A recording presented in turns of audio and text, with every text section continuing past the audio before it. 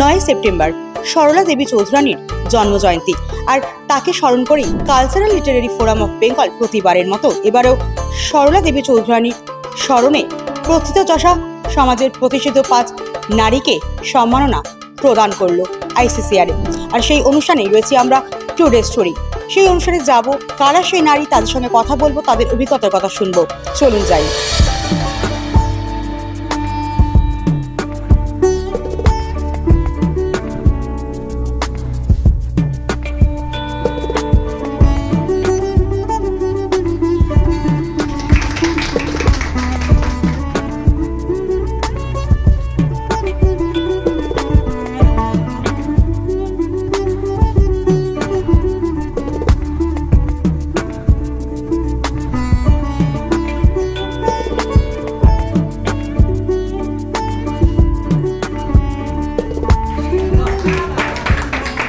প্রতিবাদ দেখা যাচ্ছে সিএলএপি একাই মনীষীদের মনে রাখছেন, বাকি শিল্পমহল কেন নীরব? দেখুন, এটা তো অন্যের দায়িত্বে আমরা নিতে পারবো না, আর অন্যরা করছে না বলে আমরা বসে থাকতেও পারি না। আমাদের মনে হয়েছে যে সরলা দেবী নিয়ে চর্চা হওয়া উচিত, সারা বাংলায় চর্চা হওয়া উচিত। আজ 3 বছর ধরে আমরা করছি, এবং অন্যান্য সংগঠন অনুষ্ঠান না করলেও এবছর যেটা পজিটিভ আমরা দেখছি যে সকাল থেকে সোশ্যাল মিডিয়াতে দেখছি অনেক ব্যক্তি বাংলার সরলা দেবী জন্মদিন নিয়ে তার সোশ্যাল মিডিয়ায় পোস্ট করেছেন, উনি কি কাজ করে গেছেন সেটা নিয়ে চর্চা হচ্ছে। তো আলটিমেটলি সোশ্যাল মিডিয়া অবধি তো এলেন, এটাই আমাদের পাওনা বলা যায়। আমার খুবই ভালো লেগেছে সরলা দেবী চৌধুরানী অ্যাওয়ার্ড। সরলা দেবী এমন একজন মুক্তমনা মানুষ, এমন সব সৃষ্টি করেছেন, প্রথমবার এমন প্রকল্প তৈরি করেছেন এবং তার সঙ্গে যুক্ত ছিলেন।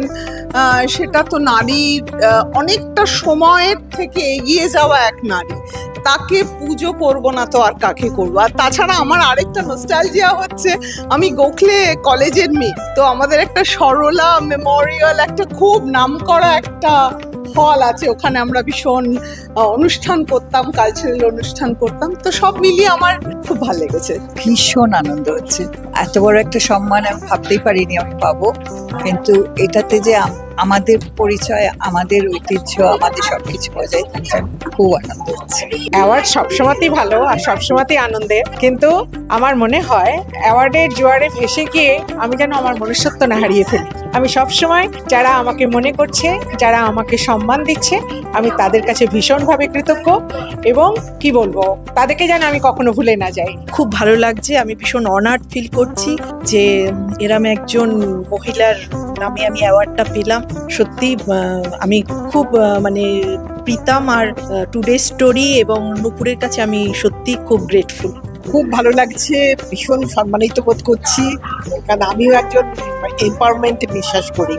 ওনার মতো, উনি তো বহু বছর আগে ছিলেন আমার, তা উনি আমাদের অনেক ইন্সপিরেশন দিয়েছেন। আর আমিও ভীষণ বিশ্বাস করি মেয়েদের একটা স্বাধীনতা, একটা স্বাবলম্বী, এইগুলো খুব দরকার। প্রতিটা মহিলার উচিত নিজে স্বাবলম্বী হওয়া। সরলা দেবী চৌধুরানী ছিলেন ঠাকুর পরিবারেরই সদস্য। কবিগুরু রবীন্দ্রনাথ ঠাকুরের ভাগ্নি ছিলেন তিনি। তাকেও আজ আমরা স্মরণ করছি, কবিগুরুকেও স্মরণ করছি পাশাপাশি। আর সরলা দেবী চৌধুরী ভারতে নারীদের উন্নয়নের পুরোধা ছিলেন। একদিকে সাহিত্যিক, একদিকে সমাজসেবা, একদিকে সঙ্গীতজ্ঞ ছিলেন তিনি। আর সম্প্রতি আমরা দেখেছি যে ওপার বাংলায় কিভাবে ঠাকুর পরিবারের সদস্যরা আক্রান্ত হয়েছেন, তবে এপার বাংলাও কিন্তু বাদ যায়নি। মালদা চাঁচলে যেভাবে কবিগুরু রবীন্দ্রনাথ ঠাকুরের ছবি পুড়িয়ে দেওয়া হলো, সেটা নিয়ে কিন্তু এখন চারিদিকে বিক্ষোভের আগুন জ্বলছে। আর আজ cultural literary forum of Bengal স্মরণ করলো একই সঙ্গে কবিগুরু রবীন্দ্রনাথ ঠাকুর ও সরলা দেবী চৌধুরানীকে। ক্যামেরায় শুভায়নের সঙ্গে আমি পল্লবী, টুডে স্টোরি, কলকাতা।